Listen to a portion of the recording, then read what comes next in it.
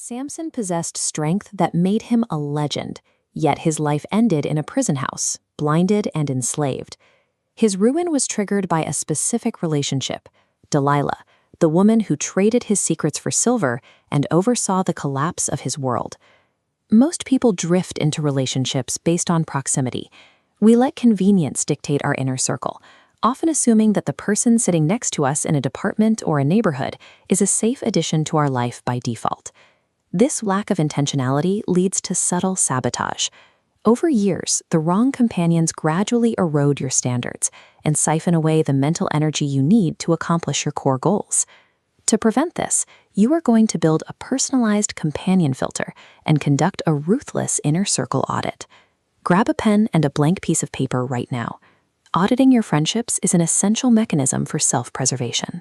You cannot protect your life's purpose if you do not actively monitor who has access to your daily environment. Step 1. At the top left of your paper, write the heading, Red Flags, and draw 3 empty checkboxes underneath it. We need to document the traits that drain your strength. These represent the Delilah archetype. In the biblical account, she used Samson's affection for financial gain and repeatedly ignored his boundaries. People matching this pattern rarely attack your values directly. The danger is in the slow drip, the constant requests for favors, and the subtle dismissal of your goals that eventually leaves you spiritually and mentally exhausted. Review your current circle. Identify any instance where a friend pressured you to compromise your integrity or left you feeling depleted. Explicitly naming these red flags is the first move in setting up a defensive perimeter. Writing down traits like uses for gain or crosses boundaries stops you from ignoring these leaks in your personal strength. Now, draw a vertical line down the middle of your page.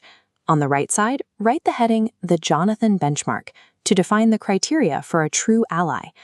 Contrast Samson's isolation with the bond between David and Jonathan.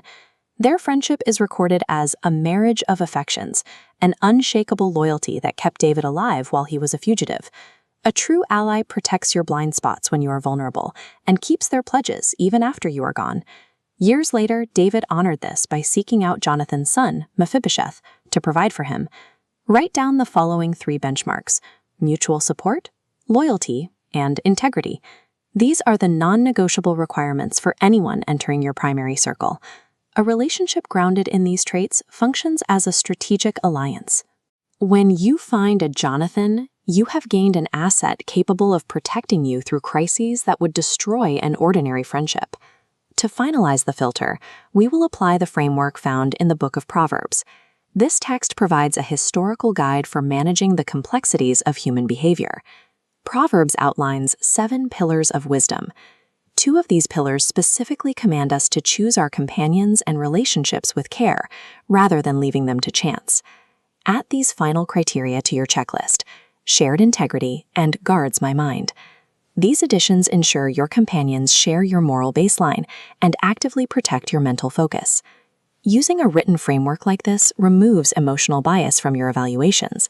It forces you to look at a friend's actual impact on your life, rather than relying on a feeling of comfort or shared history. The Book of Proverbs frames friendship as a series of calculated choices, rather than a side effect of coincidence. Using an objective standard helps you treat relational access as a deliberate decision instead of an emotional impulse. Flip your paper over and draw 3 concentric circles. Label them outer, middle, and inner. Now write the names of your 5 closest friends in the margins. We will now run these 5 names through your companion filter. Evaluate each person based on the Delilah red flags and the Jonathan benchmarks. The outer circle is for acquaintances, or Delilahs. If someone consistently drains your energy or ignores your boundaries, they belong in this ring. Place casual friends in the middle circle. Reserve the inner circle exclusively for your Jonathans, friends who meet your benchmarks of loyalty and shared integrity. You may feel nostalgia for long-term friends who no longer fit your inner circle. However, access to this space is a privilege. Do not feel guilty about moving a draining companion to the outer rings.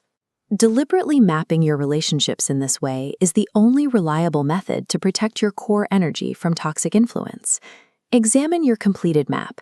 You now have an objective view of who is strengthening your life and who is siphoning away your potential.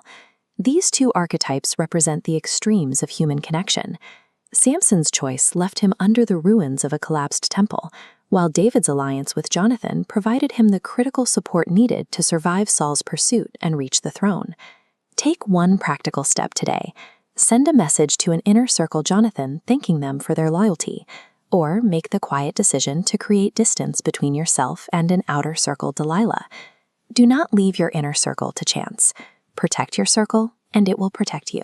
Samson